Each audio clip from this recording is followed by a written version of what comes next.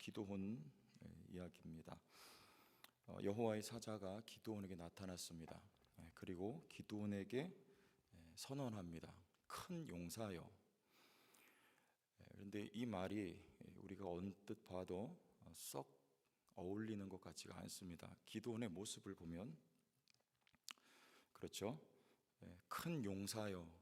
적어도 큰 용사하면 사울 정도는 돼야 우리가 큰 용사로 쳐줄 수가 있죠. 사울의 아버지 기스를 사무엘상에서 소개할 때 그를 일컬어서 큰 용사 이렇게 소개합니다. 우리 성경에는 유력한 자라고 소개를 하지만 히브리 원어에는 기보르 하일이라고 하는 용사, 큰 용사라는 뜻입니다. 오늘 여기 나와 있는 큰 용사와 같은 단어예요. 사울을 보면 그 키가 어깨 위만큼 컸다고 해요. 여러분 청와대 혹시 가보셨죠? 청와대 가시면 요즘에는 청와대 이렇게 앞에까지 마음껏 드나들 수가 있기 때문에 이렇게 제한 없이 갈 수가 있어요. 청와대 앞에 가면 경비대 혹시 보셨습니까? 이렇게 어떤 그 단상 위에서 또 이렇게 유리 방호막으로 쳐져 있고 그 안에서 이렇게 서 있는 경비병들을 보면 이렇게 멀리서 보는 거하고 가까이 가서 보는 거 너무 달라요. 가까이 가서 보면요 엄청 잘생겼어요. 일단 인물이 진짜 외모가 잘생기고 풍채가 굉장히 좋고 키가 큽니다. 저도 키가 작은 키는 아닌 것 같은데 제가 옆에 가면은 185 이상은 되는 것 같아요. 그분들은요 기본적으로 그 정도는 돼야 큰 용사 하면 좀 어울리죠. 사울이 그런 사람이었던 것 같아요. 이스라엘 백성들이 사울을 보고 와, 이 사람이면 우리의 왕으로 충분하다 이렇게 이해를 했던 거죠. 근데 여러분 오늘 기도는 어떻습니까?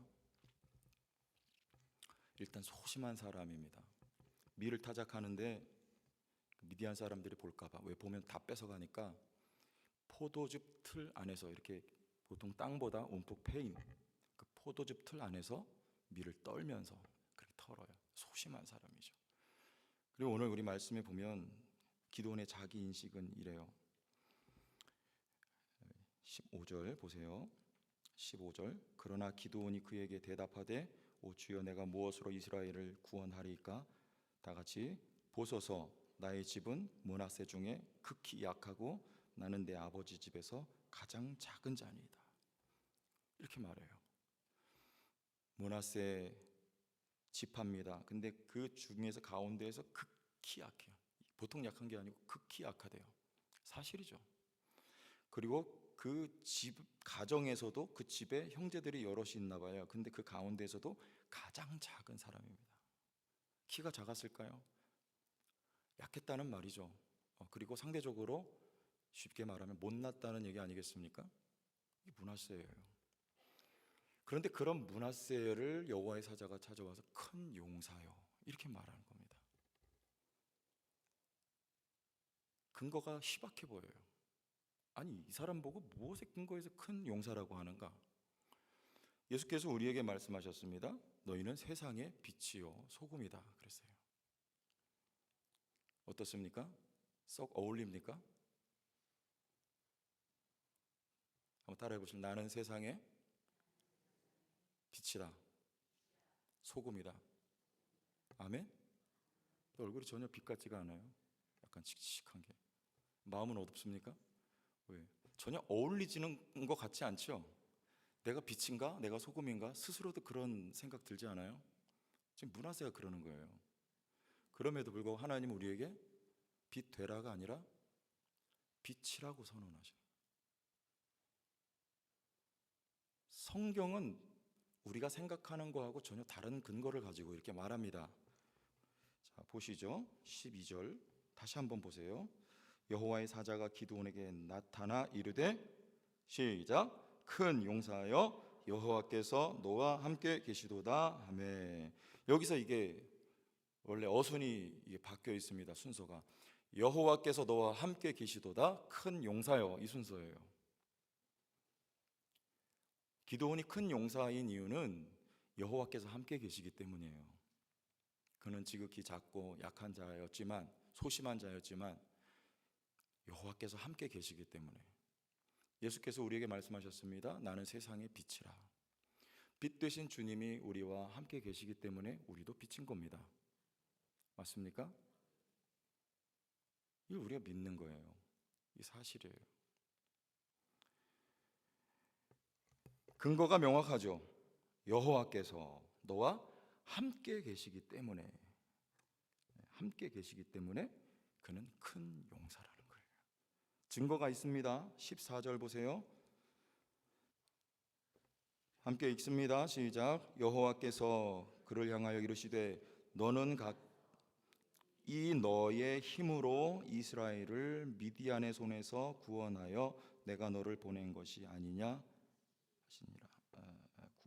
제가 이게 잘 안 보여서 여기 뭐라고 말씀하세요?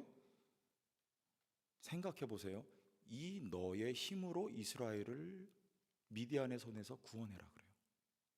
누구의 힘입니까? 너의 힘이래요. 이 너의 힘, 이게 무슨 말이에요?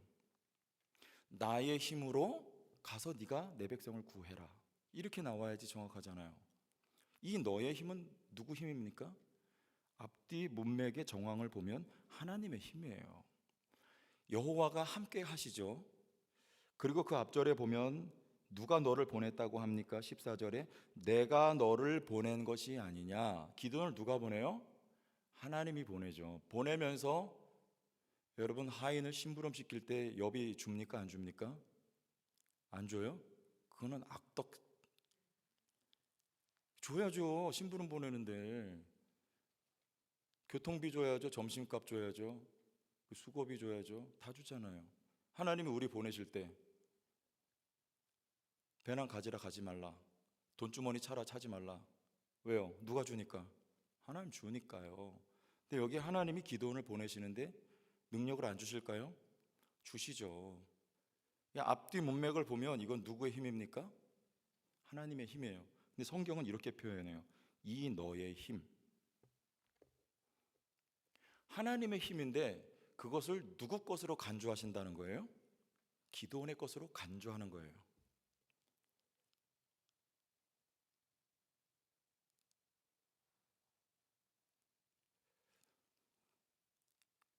자원을 어디서 찾느냐, 그 문제입니다. 기도원에게 큰 용사여 너를 가라고 할 때 기도원은 나는 내 백성을 건질 힘이 없어요. 나는 므낫세 지파 중에서 가장 작고 우리 가정에서도 나는 가장 약한 사람입니다. 어디서 찾고 있습니까? 자기 자신 속에서 찾고 있는 거예요. 어디서 찾으라는 말이에요? 하나님 안에서 찾으라는 거예요. 하나님 안에 있는 자원은 한계가 있을까요? 없습니다. 영원한 것입니다. 무궁무진한 것입니다. 그 자원을 구하고 찾으면 누구 것이 된다는 거예요? 내 것으로 간주하신다는 거예요. 그래서 이 너의 힘입니다. 하나님이 여러분들을 보내실 때 힘과 능력을 주세요. 못 간다고 하지 마세요. 누구 안에서 찾으면 됩니까? 하나님 안에서 찾으면 됩니다. 나는 지극히 약하고 내 안에서 찾으면 한계가 명확하지요. 하나님 안에서는 한계가 없어요. 영원하신 하나님, 능력이 한이 없으신 하나님, 그 한이 없는 하나님의 능력, 하나님의 기쁨, 하나님 안에 있는 모든 좋은 자원들이 다 누구 것으로 간주된다는 것입니까? 내 것으로 간주된다는 거예요. 나 자신을 들여다볼 때는 형편이 없죠. 죄인 중에 괴수예요. 그리고 냄새가 납니다.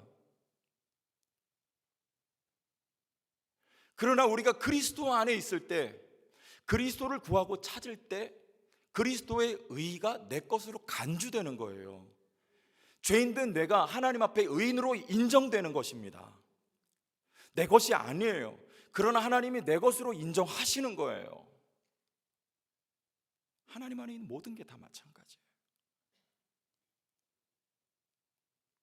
여러분, 누구 안에서 찾으면 됩니까?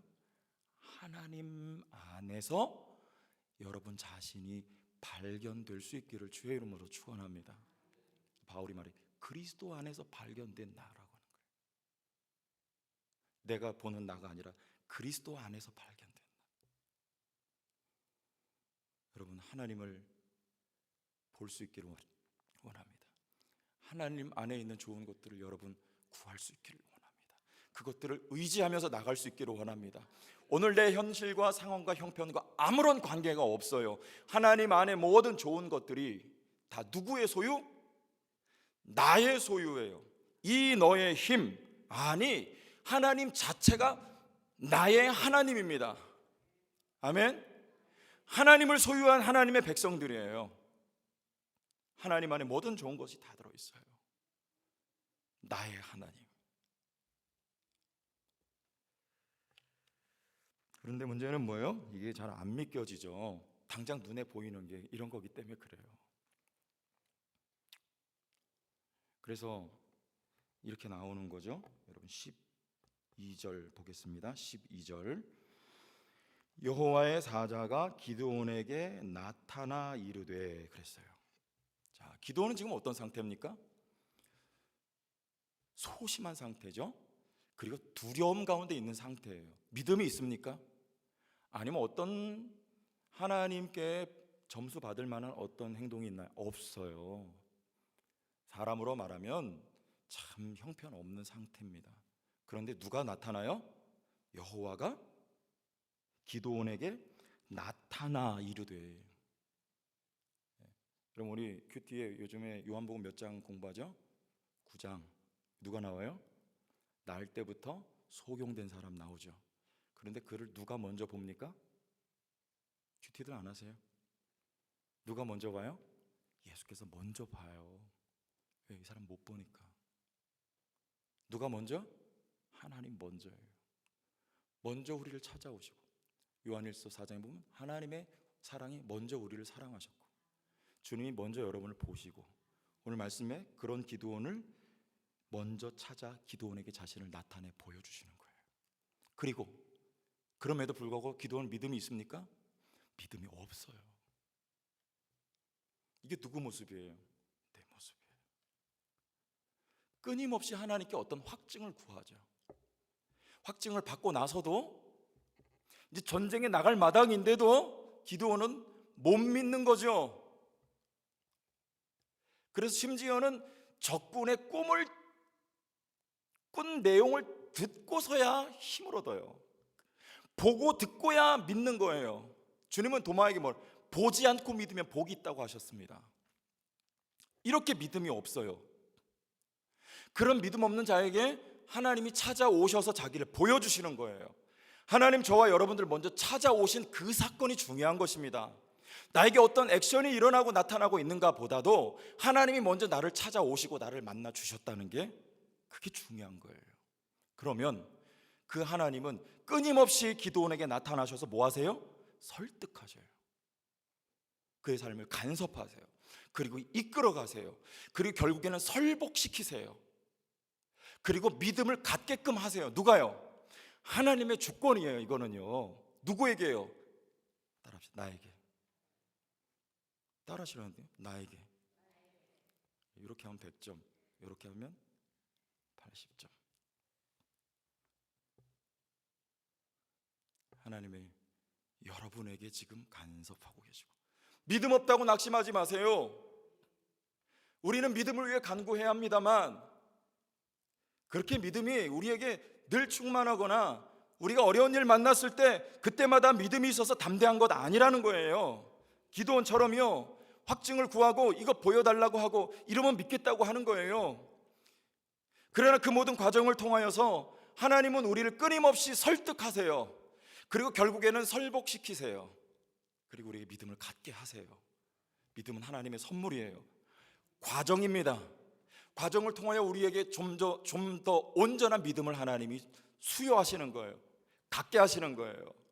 그래서 하나님을 사랑하게 하시는 거예요. 더욱 믿음으로 서게 하시는 거예요. 결국에는요.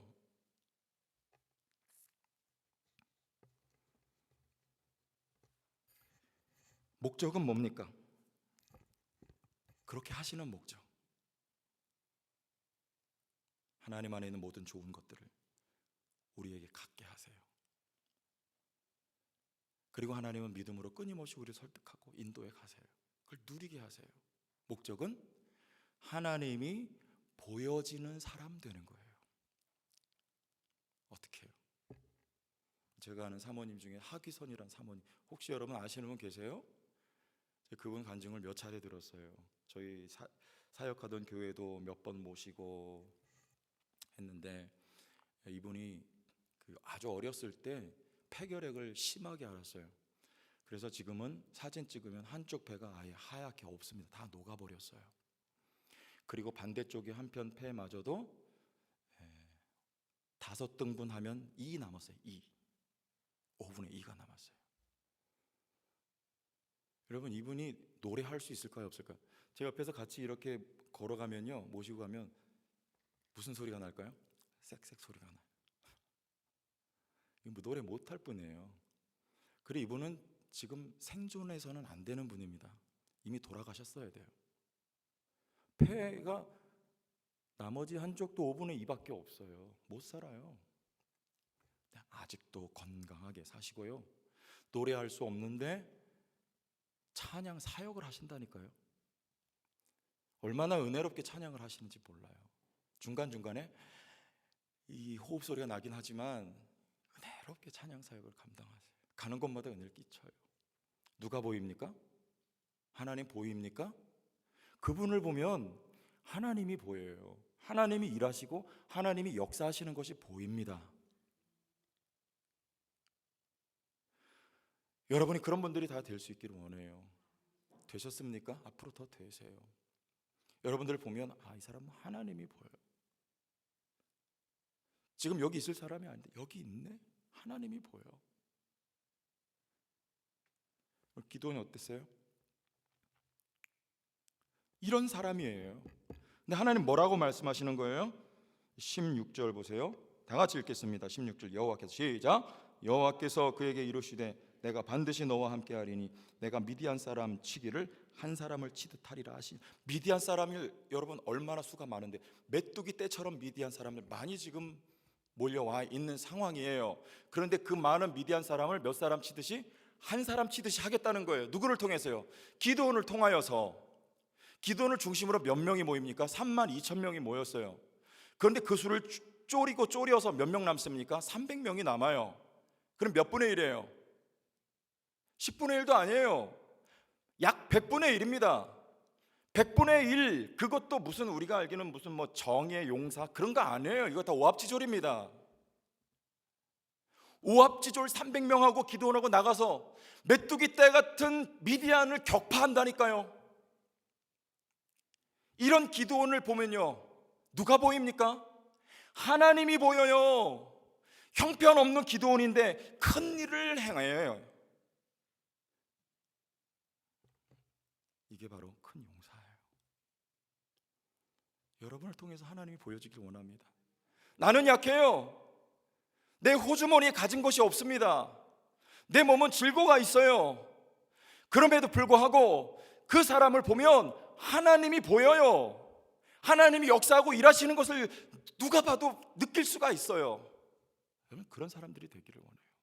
그 사람을 보면 그리스도가 보여요. 예수 그리스도가요. 그런 분들이 다 될 수 있기를 원합니다. 하나님 우리를 향한 목적하신 거예요. 우리 성도교회가 하나님이 보여주는 교회가 되기를 원합니다. 어떤 상황에 있어요? 괜찮아요. 하나님을 구합시다. 네? 하나님을 구하면 돼요. 어떤 어려움이 있나요? 하나님을 구하면 됩니다. 우리 눈에 보이는 것 아니에요. 이거 보면 못한다고 하는 거예요. 하나님을 보면 해요. 하나님 안에 다 있어요. 무궁무진한 힘과 능력이 있어요. 하나님이 우리와 함께 계시잖아요. 뭘 두려워해요? 낙심할 필요 없어요. 하나님을 구하는 교회가 되기를 원합니다. 하나님이 보여주는 교회가 되기를 원합니다. 하나님이 나타난 여러분의 생애가 되기를 주의 이름으로 축원합니다. 오늘 이 시대의 큰 용사